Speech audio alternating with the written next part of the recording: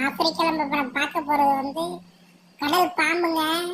பார்க்கறதுக்கு அதி பயங்கரமா இருக்கா. ஆனா இது பாம்பு தான் கிடையாது.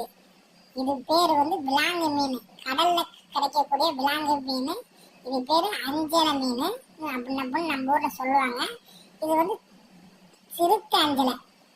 இது இந்திய பெருங்கடலில் அதிகமா கிடைக்கும்.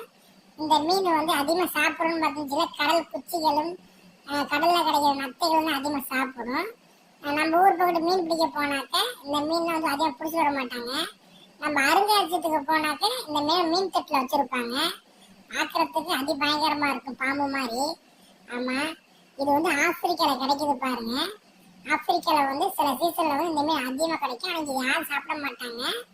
ஆனா இது வந்து வேஸ்டா தான் போகும். ஆனா இந்த மீனோட பயன்கள் வேற என்ன பயன் நமக்கு எதுவும் தெரியல. உங்களுக்கு தெரிஞ்சாக்க கமெண்ட் பண்ணுங்க.